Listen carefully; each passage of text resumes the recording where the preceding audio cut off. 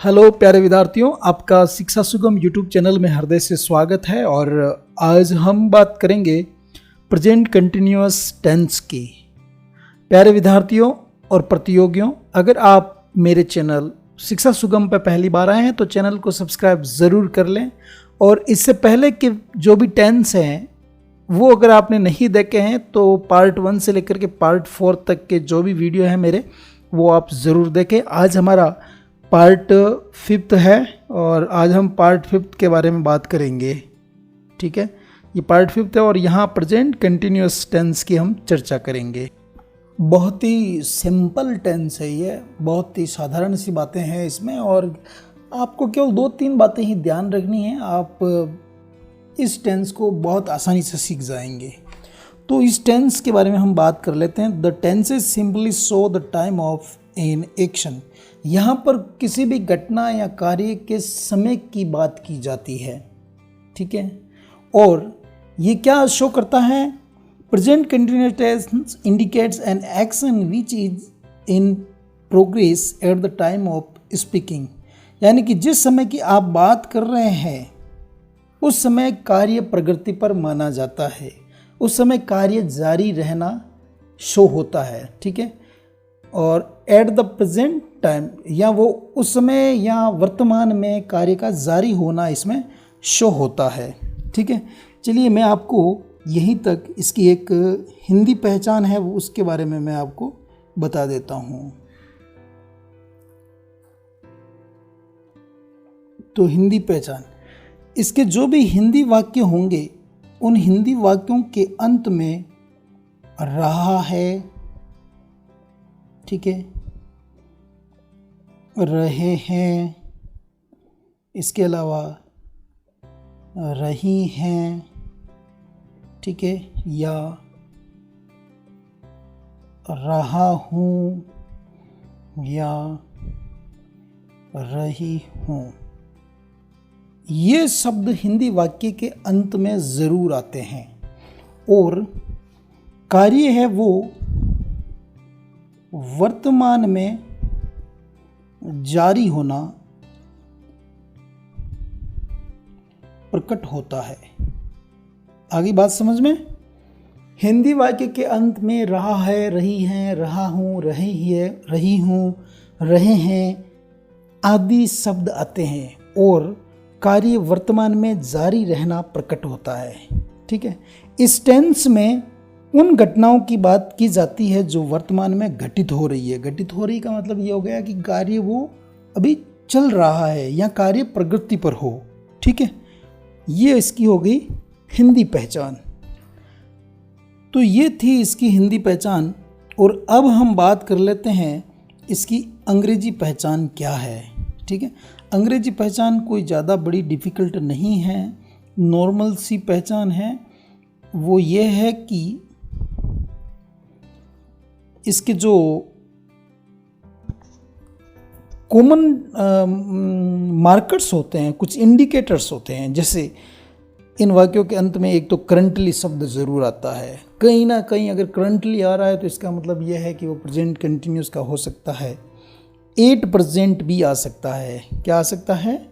8%। या 40 time being भी आ सकता है, एट द मोमेंट भी आ सकता है और नाउ भी आ सकता है। ये भी इस टेंस का एक इंडिकेटर है।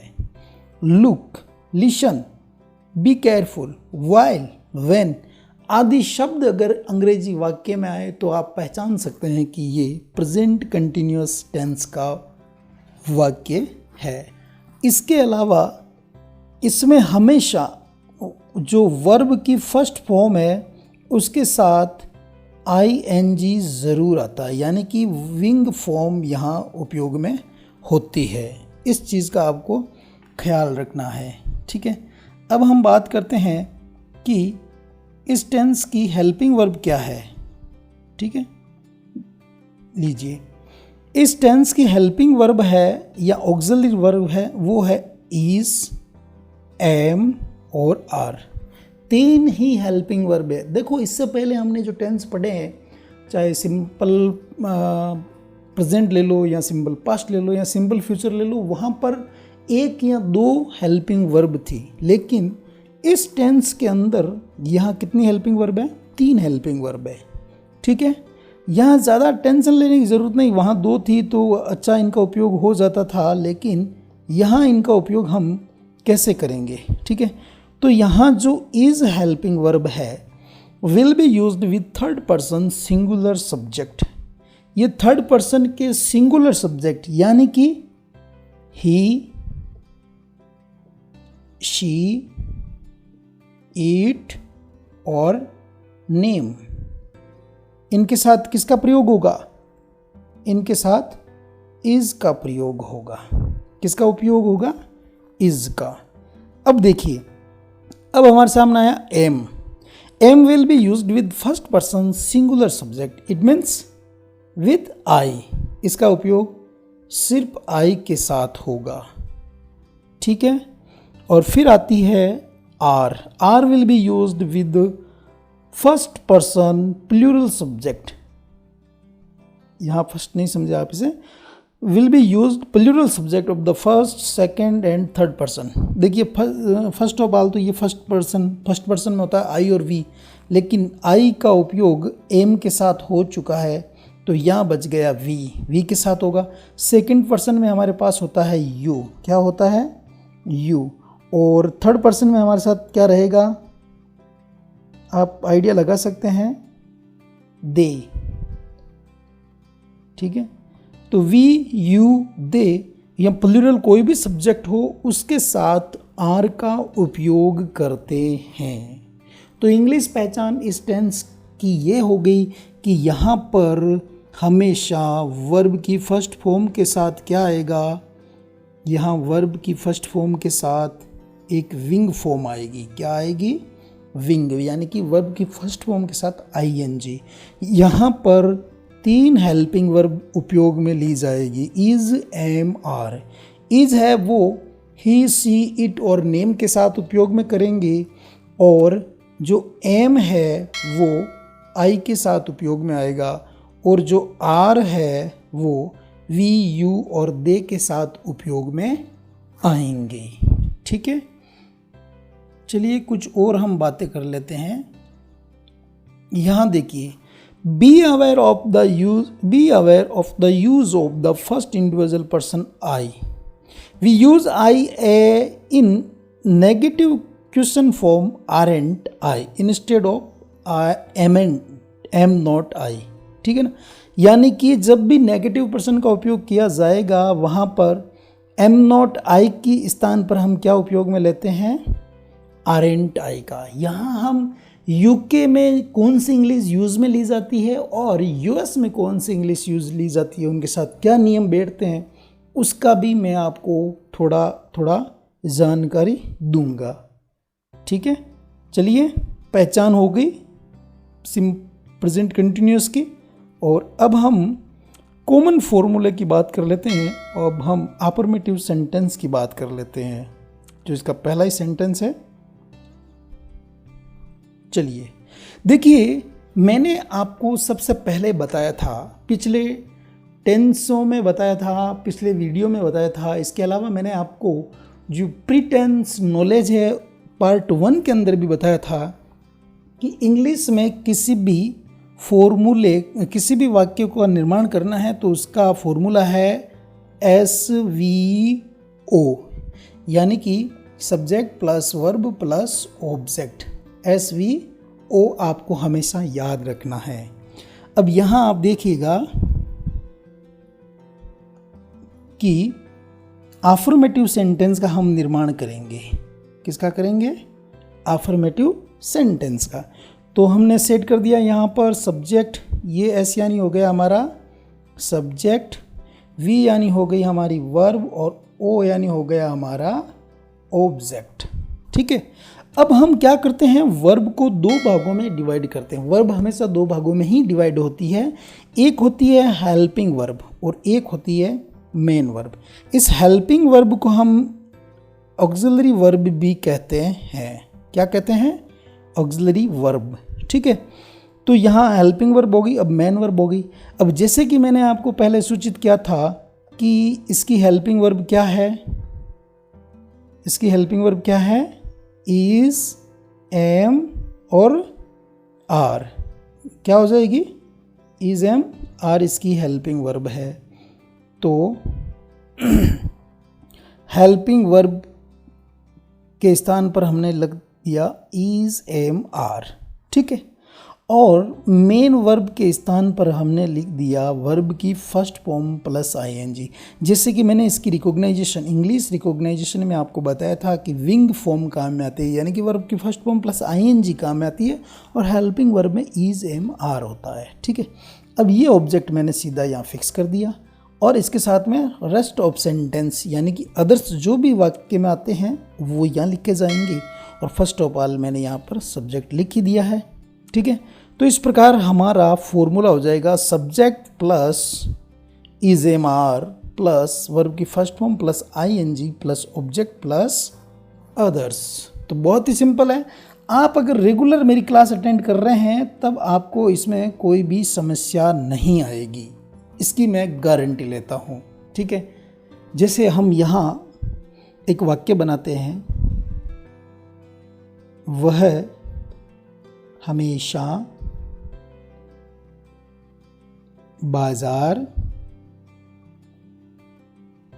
नहीं ये तो अच्छा नहीं रहेगा, तो यहाँ हमेशा की जगह हम कर देते हैं वह बाजार जा रहा है, ठीक है। वह बाजार जा रहा है। अब देखिए, मैंने आपको पहले बताया था कि आपको 6 बातें ध्यान रखनी है। सबसे पहले आपको टेंस रिकॉग्नाइज करना आना चाहिए, फिर आपको काइंड ऑफ सेंटेंस पता होना चाहिए कौन से प्रकार है, फिर उसका सब्जेक्ट पता होना चाहिए, फिर उसकी वर्ब क्या है, फिर इसका ऑब्जेक्ट क्या है, फिर उसका अदर्स क्या है, ये चीज़ें आपको पता होनी चाहिए उस हिंदी वाक्य से। तो वह बाजार जा रहा है, सिंपल एक कंटिन्यूस है, ठीक है, रहा है से हमें पता लग रहा है। फिर यहाँ खड़ी पाई है और सिंपल वाक्य यानी कि सकारात्मक वाक्य है, तो इसका अर्थ तो ये हो गया, ये फॉर्मूला यूज़ में लेना है। फिर हम बात करेंगे सब्जेक्ट, तो सब्जेक्ट यहाँ वह है, थर्ड पर्सन सिंगुलर, तो इसके साथ इज आएगी हेल्पिंग वर्ब।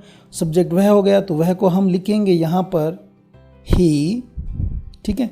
फिर इनमें से तीनों में से एक आएगा तो ही इज़। फिर क्या वर्ब क्या हो रही, क्रिया क्या है, तो जा रहा है, ही is going, he is going. Object कहाँ जा रहा है, बाजार, तो ही इज़ गोइंग मार्केट, वह कहाँ जा रहा है, मार्केट। अब अदर्स में यहाँ पर कुछ है नहीं तो आप नहीं लिख सकते हैं। अगर वो वह सब्ज़ी लेने के लिए बाजार जा रहा है तब यहाँ पर सब्ज़ी लेने वाला जो वाक्य होता वो यहाँ पर he is going to market to purchase या टू बाई वेजिटेबल्स हो सकता था। जैसे वो पेन खरीदने के लिए जा रहा, तो he is going to market to purchase. जब दूसरी वर्ब लगती है तो वो फर्स्ट फॉर्म आती है और टू के साथ जुड़ती है, तो टू परचेज ए पेन। वह बाजार, वह पेन खरीदने के लिए बाजार जा रहा है। तो जो मेन वर्ब है उसका उपयोग हम करेंगे, जा रहा है, किस लिए जा रहा है, पेन खरीदने के लिए, तो ये हमारी सेकंड वर्ब होगी, ये हमारी फर्स्ट वर्ब होगी। तो फर्स्ट वर्ब का उपयोग हमें यहाँ पर करना है। तो इस प्रकार हमने अफर्मेटिव सेंटेंस को सीखा है। चलिए एक और वाक्य बनाते हैं, चलिए एक सेंटेंस और बनाते हैं। वे मैदान में खेल रहे हैं, ठीक है। तो आपको यहाँ ये पता करना है टेंस कौन सा है, खेल रहे हैं, तो प्रेजेंट कंटिन्यूअस है, कोई टाइम का कुछ भी ऐसी पाबंदी वगैरह नहीं है, ठीक है। और फिर वाक्य का प्रकार क्या है, अफर्मेटिव है, क्योंकि नहीं और प्रश्न दोनों ही नहीं हो रहा है इसमें, ठीक है। और वर्ब इसका वे यानी कि दे, ये हो गया हमारा थर्ड पर्सन प्लूरल। तो वे को इंग्लिश में हम कहते हैं, क्या कहते हैं, दे, ठीक है। और दे के साथ हम उपयोग करते हैं आर, यानी कि थर्ड पर्सन प्लूरल के साथ आर का उपयोग होता है। तो दे आर, वो क्या कर रहे हैं, खेल रहे हैं। तो दे आर प्लेइंग, कहाँ खेल रहे हैं? In the garden. कहाँ खेल रहे हैं? In the garden. ठीक है, इस प्रकार आपको सेंटेंस निर्माण करना है।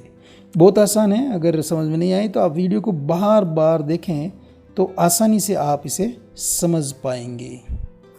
चलिए अब हम बात करते हैं नेगेटिव सेंटेंस की। इस सेंटेंस के जो अफर्मेटिव वाक्य होते हैं, नेगेटिव वाक्य,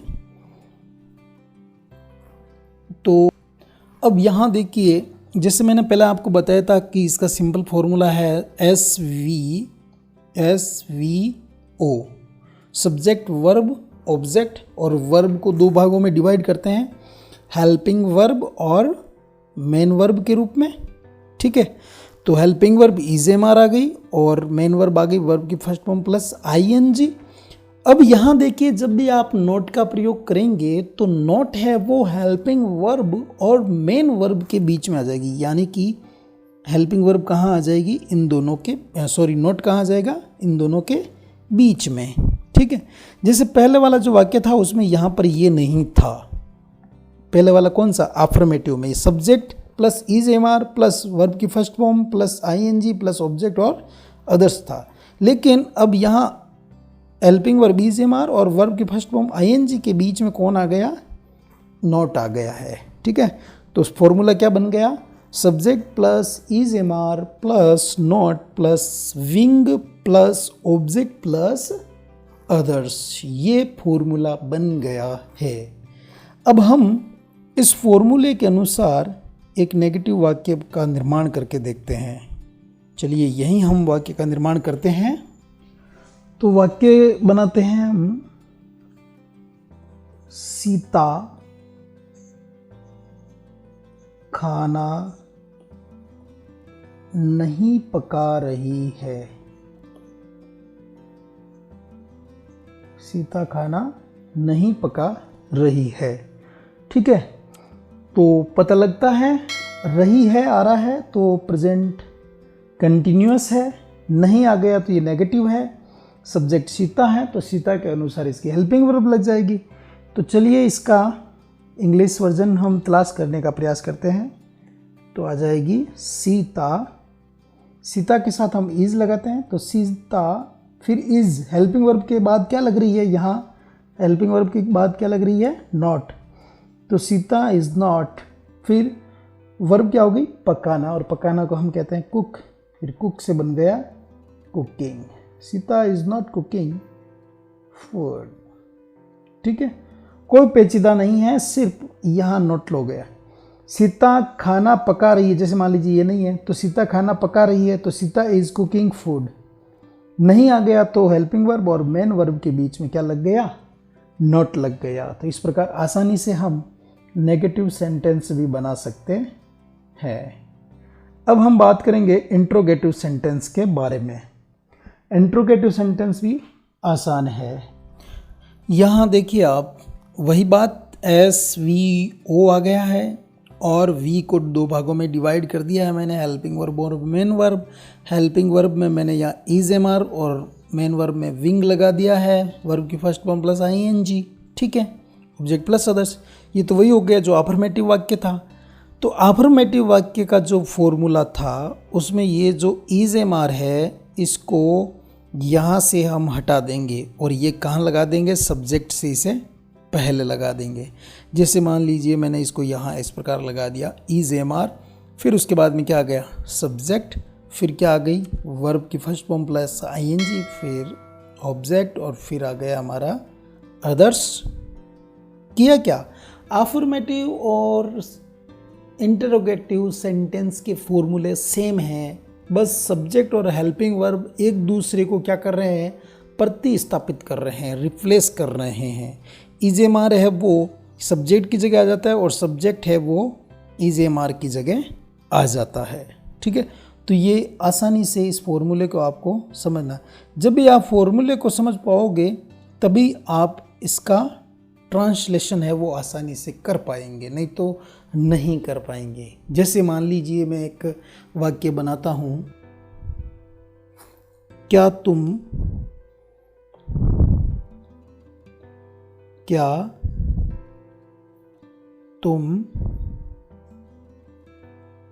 बाजार जा रहे हो? प्रश्नवाचक चिन्ह आएगा, यहाँ ध्यान रखें, प्रश्नवाचक चिन्ह आएगा।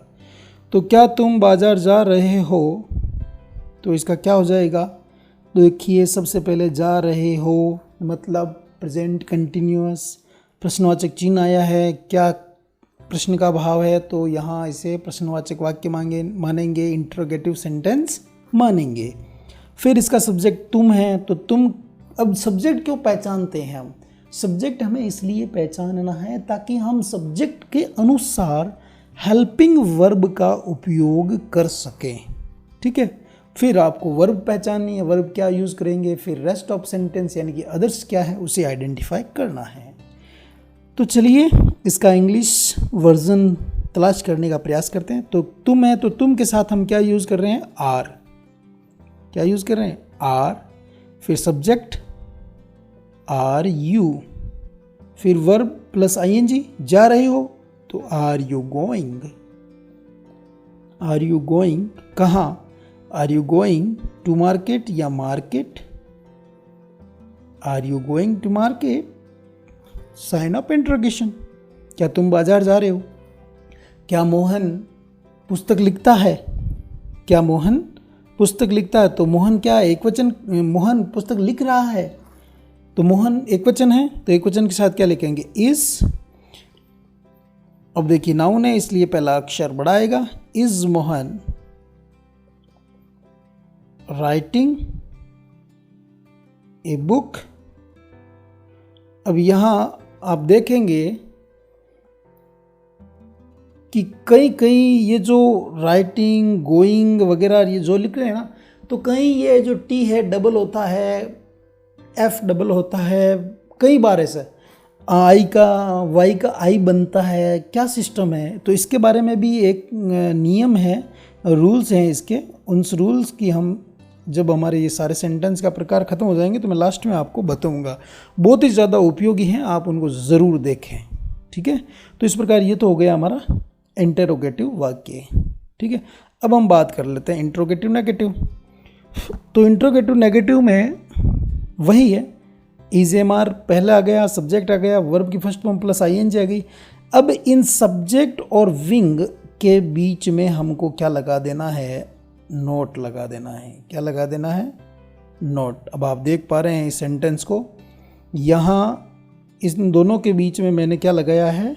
नोट का उपयोग किया। ये देखिए यहाँ पर सब्जेक्ट और वर्ब की फर्स्ट फॉर्म प्लस आईएनजी के बीच में हमने नोट लिया, और ये अदर्स है वो ये यहाँ है, ठीक है ना। तो बहुत ही आसान है, आसानी से आप इसे हिंदी का इंग्लिश वर्जन तैयार कर सकते हैं। इसका ट्रांसलेशन आया जो आप आसानी से तैयार कर सकते हैं। साथियों, आप जितने इंग्लिश से भागोगे उतनी ही इंग्लिश आपके लिए टफ होती जाएगी। चलिए मैं इसका एक ट्रांसलेशन है वो करके बताता हूँ। क्या हम खाना नहीं खा रहे हैं?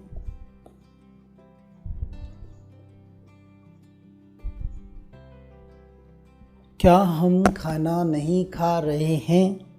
देखिए रहे हैं तो प्रेजेंट कंटिन्यूअस, नहीं आ गया तो मतलब नेगेटिव, क्या आ गया मतलब इंट्रोगेटिव यानी कि इंट्रोगेटिव नेगेटिव है। हम यानी कि वी के साथ हम क्या लेंगे? आर लेंगे, ठीक है। तो यहाँ पर इसको चेंज करेंगे आर, ठीक है, आर आ गया। फिर सब्जेक्ट है वी, तो आर वी, फिर आ गया नॉट, जैसा कि यहाँ बता रहे हैं, are we not eating food?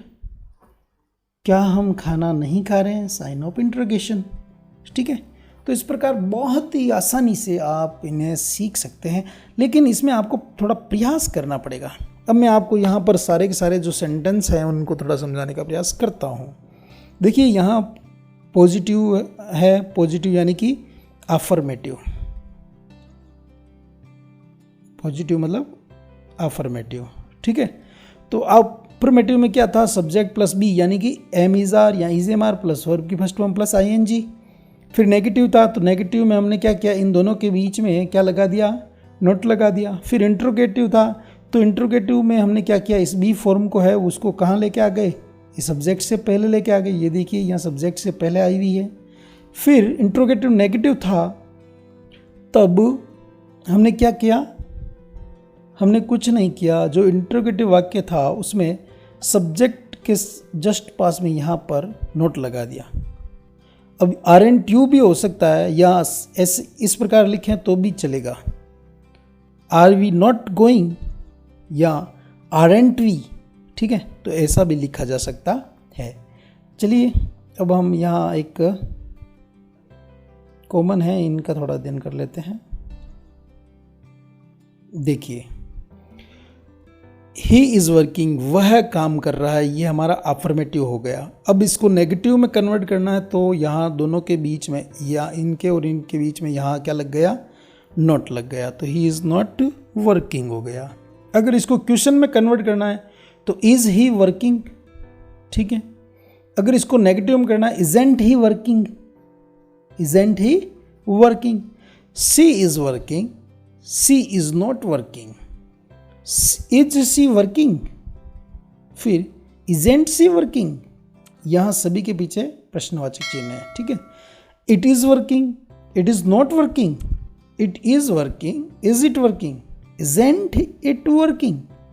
अब यहाँ आई आया तो आई के साथ एम का प्रयोग, I am working, I am not working, I am working. अब यहाँ देखिए मैंने बताया ना कि जब एमेंट आई नहीं आता है, ध्यान रखें क्या नहीं आता है, एमेंट आई, तो वहाँ आपको आरेंट आई का उपयोग करना है। ये एक आपको अपवाद समझना है। प्यारे बच्चों, अब हम बात करेंगे using of present continuous tense. Present continuous tense का उपयोग कहाँ होता है, उपयोग कब और कहाँ होता है इसके बारे में हम बात करेंगे, ठीक है। Present continuous tense express the idea that something is happening now, यानी कि कोई भी घटना है वो अभी घटित हो रही है। एक बार वापस देखिए, present continuous tense express the idea something is happening now and at this moment, यानी कि इसके अंतर्गत वो वाक्य आएंगे, वो बातें आएंगी जो अभी घटित हो रही है या एट दिस मोमेंट वो कुछ चल रहा है उनके बारे में, वही वाक्य हैं वो प्रेजेंट कंटिन्यूअस के होंगे। जिसमें इसमें आपको इंग्लिश के कुछ उदाहरण देख के बताने का प्रयास करता हूँ। यहाँ पहला जो सेंटेंस है वो देखिए आप, सी इज़ लिसनिंग द म्यूज़िक, तो लिसनिंग आ रहा है मतलब वो सुन रही है, और नाउ शब्द आया, ठीक है। तो नाउ इंडिकेट करता है कि ये प्रेजेंट कंटिन्यूअस का है या कार्य यहाँ अभी चल रहा है, ठीक है। We are learning at this moment, ठीक है। तो एट दिस मोमेंट आया तो ये रिप्रेजेंट करता है कंटिन्यूअस को। My mother is cooking dinner in the kitchen now, तो नाउ वर्ड है, ये भी इसको इंडिकेट कर रहा है। एट दिस यहाँ देखेंगे तो ये भी इंडिकेट करता है प्रेजेंट कंटिन्यूअस टेंस को। इसके अलावा यहाँ देखेंगे 8% children are doing a lot of things that can not be done before, तो यहाँ पर जो ये 8% आया है, ये 8% क्या है, ये इंडिकेट कर रहा है प्रेजेंट कंटिन्यूअस को। तो she is having breakfast at the moment, ठीक है ना। हैपनिंग, समथिंग हैपनिंग नाउ, यानी कि कुछ अभी घटित हो रहा है, उसके लिए ये रिप्रेजेंट होगा। Look A car is coming, ठीक है ना। तो लुक जो वर्ड आया है वो भी इंडिकेट कर रहा है। इसके अलावा while you are studying I will make a cake, we are currently looking, currently जो शब्द है वो भी प्रेजेंट को रिप्रेजेंट कर रहा है। तो यहाँ आप देख पा रहे हैं ये सारे के सारे प्रेजेंट कंटिन्यूस टेंस को रिप्रेजेंट करते हैं। चलिए एक और हम नीचे यहाँ दूसरा देखते हैं।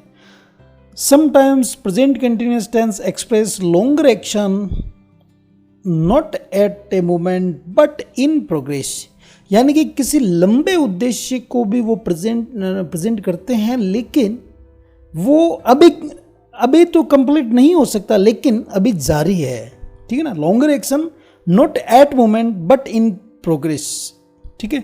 जैसे मान लीजिए कि वह टीचर बनने के लिए पढ़ाई कर रहा है, ठीक है। अब टीचर वो हाथों हाथ तो बनेगा नहीं, तो ये प्रक्रिया लंबी चलेगी, लेकिन वर्तमान में चल रही है उसको रिप्रेजेंट करने के लिए भी हम क्या करते हैं, प्रेजेंट कंटिन्यूस टेंस का उपयोग करते हैं। Now as a time marker is this situation means this second, today, this second, today, this month, this year, this century and so on. These are represent present continuous tense. Okay, तो she is studying to become a science teacher. She is studying, वह पढ़ाई कर रहा है, अध्ययन कर रहा है, to become बनने के लिए एक टीचर, a science teacher, ठीक है। अब यहाँ एक मोमेंट चल रही है, लेकिन वो अभी तो नहीं चल होगी कंप्लीट, लेकिन इन फ्यूचर में होगी ना, ठीक है।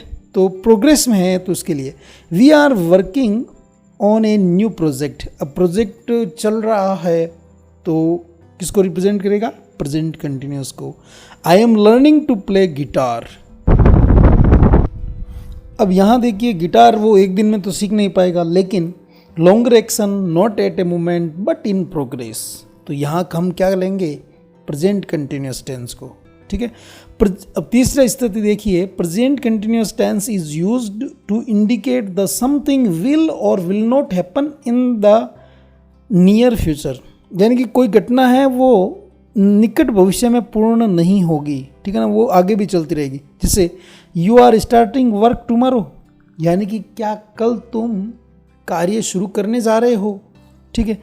अब वो निकट भविष्य में होगी या नहीं होगी इसकी कोई गारंटी, लेकिन उसके जारी होने की बात बताई जा रही है। तो इस स्थिति में हम कौन से टेंस का उपयोग करेंगे, प्रेजेंट कंटिन्यूस का। और longer action not eight the moment but in progress, तो वहाँ पर भी हम किसका उपयोग करेंगे, प्रेजेंट कंटिन्यूस टेंस का, ठीक है। I am talking to the teacher after this lesson, यानी कि ये लेसन जब कंप्लीट हो जाएगा तब वो उससे बात कर रही है, करेगी, ठीक है ना। तो यहाँ भी बात वही है कि भविष्य में होगा, लेकिन होगा या नहीं होगा कंफर्म नहीं है, लेकिन ये बात होगी, ठीक है। तो ऐसी स्थिति में भी हम प्रेजेंट कंटिन्यूअस टेंस का उपयोग करते हैं। अब चौथी स्थिति देख लीजिए, present continuous tense used with always, जब ऑलवेज शब्द हो, कॉन्स्टेंटली शब्द हो, फॉरएवर शब्द हो, ठीक है। तो वो क्या आइडिया देते हैं, something often happens in a negative sense, in other words we use complain, जैसे सी इज़ ऑलवेज टॉकिंग, वो हमेशा, अब यहाँ नेगेटिव बातें हो रही है, वो हमेशा ही बातें करती रहती है, ठीक है। और यहाँ देखिए, these students are constantly complaining about everything, यानी कि ये बच्चे हैं वो प्राय हर चीज़ के बारे में शिकायत करते रहते हैं, ठीक है। तो यहाँ भी कौन सा टेंस है, प्रेजेंट कंटिन्यूअस। अब यहाँ कुछ और अपवाद मैं आपको बताने जा रहा हूँ। यहाँ क्या होता है कि कुछ वर्ब ऐसी होती है जिन्हें हम स्टेट वर्ब कहते हैं, उनका उपयोग कभी भी प्रेजेंट कंटिन्यूअस टेंस में नहीं करते हैं। क्योंकि उनमें शारीरिक या दिखने वाला कोई भी फिजिकली या विजुअली एक्शन नहीं होता है, ठीक है। इसलिए उनका उपयोग प्रेजेंट कंटिन्यूअस टेंस में हम नहीं करेंगे। जैसे कि आप देख पा रहे हैं, present continuous tense show that an action is done physically and visually, यानी शारीरिक और दिखने वाला कोई भी कार्य हो उसी के लिए ही प्रेजेंट कंटिन्यूअस टेंस का उपयोग होगा। लेकिन कुछ ऐसी स्टेट वर्ब्स आती है जैसे थिंकिंग। अब थिंकिंग में कोई भी शारीरिक या दिखने वाला काम होता नहीं है। लव, प्रेम करना में कोई शारीरिक तो होता नहीं है, वो बस वो भावना ही होती है, ठीक है। अंडरस्टैंडिंग है, ये भी दिखता नहीं है, ठीक है, और होता भी नहीं है फिजिकली। और पोजेसिंग भी वैसी ही बात है, ठीक है। तो इनके लिए अपने प्रेजेंट कंटिन्यूअस का उपयोग नहीं करते हैं, यहाँ पर हम सिंपल टेंस का उपयोग करेंगे। जैसे आप लिखते हैं आई एम अंडरस्टैंडिंग यू, मैं तुम्हें समझ रहा हूँ, तो ये क्या हो जाएगा, ये रॉन्ग हो जाएगा। तो यहाँ पर इसकी जो सही ट्रांसलेशन होगा वो होगा आई अंडरस्टैंड, मैं समझता हूँ। ही इज हैटिंग मैथ, क्या ये सही है? क्या वो फिजिकली कर रहा है? क्या ये घटना हो दिख रही है हमें? नहीं, वो मन ही मन में कर रहा। तो ही हैट्स मैथ, तो ये इसका एक अपवाद है। देखिए, आप हो सकता है आपके टीचर्स ने ये बताया होगा, लेकिन मुझे नहीं लगता है कि ये चीज़ें आपको बताते होंगे, ठीक है ना। अगर नहीं बताई है तो आप यहाँ से सीखें, और बता दिए तो आपके टीचर बेस्ट टीचर हैं आपके लिए। चलिए, मैं यहाँ कुछ स्टेट या स्टेटिव्स वर्ब्स हैं उनके बारे में आपको बता देता हूँ। जैसे नो, जानना, ठीक है ना, ये एक स्टेट वर्ब है। रियलाइज करना, ठीक है ना, अंडरस्टैंड, रिकॉग्नाइज, पहचानना, believe, feel, suppose, think, imagine, doubt, remember, forget, want, need, desire, mean, ये सभी के सभी जो वर्ब हैं ये फिज़िकली शो नहीं होती है, विजुअली शो नहीं होती है, इसलिए इन्हें क्या कहते हैं हम इन्हें स्टेट वर्ब कहते हैं। प्यारे बच्चों, अगर आपको टॉपिक अच्छा लग रहा है तो वीडियो को लाइक कर दें। वीडियो को पहले पॉज करें, बैक जाएं, लाइक करें, शेयर कर दें, और सब्सक्राइब नहीं किया तो सब्सक्राइब ज़रूर कर दें, ठीक है। मैं आपके लिए रोज़ ऐसी अच्छे अच्छे टॉपिक लेके आ रहा हूँ, आप उन्हें ज़रूर देखें। अगर आपको नोट करना है तो वीडियो को पॉज करके आप नोट कर सकते हैं। अगर मैं यहीं रुकूंगा तो वीडियो थोड़ा लंबा हो जाएगा। चलिए, कुछ इमोशनल स्टेट वर्ब्स देखिए। लव, प्रेम करना, like, appreciate, please, prefer, hate, dislike, fear, envy, mind, care, astonish, surprise, amaze, ये क्या है? ये सारी की सारी कैसी है वर्ब? इमोशनल स्टेट वर्ब है। क्या है? Emotional state verbs. ये तो थी हमारी मेंटल स्टेट वर्ब्स। कौन सी थी? मेंटल स्टेट वर्ब्स, ठीक है। और ये हो गई हमारी इमोशनल स्टेट वर्ब्स। अब हम कुछ पोजीशन स्टेट वर्ब्स लेते हैं, जैसे हैव, बिलोंग, पोजेस, ओवन, यानी कि संबंध वाली। कैसी? जो संबंध सूचक होती है, ठीक है। यहाँ भी कौन सा आता है? केवल सिंपल टेंस आता है। अब यहाँ सेंस वाला या प्रिसेप्शन वाली, जैसे टेस्ट, स्मेल, हियर, फील, सी, ये स्टेट वर्ब कैसी हैं? ये सेंस की है। कुछ और है, जैसे look, seem, appear, sound, resemble, look, like, cost, of, weigh, equal, be, exist, matter, ये भी कौन सी है? ये भी स्टेट वर्ब है। कुछ और वर्ब बहुत जो स्टेटिव है भी हैं और डायनेमिक है, but this different use also leads to a difference in meaning. Some verbs that can be used with two different meaning as given below. इनके क्या है कि दोहरे अर्थ होते हैं, डबल मीन्स वाली ये होती है। जैसे आप देखेंगे,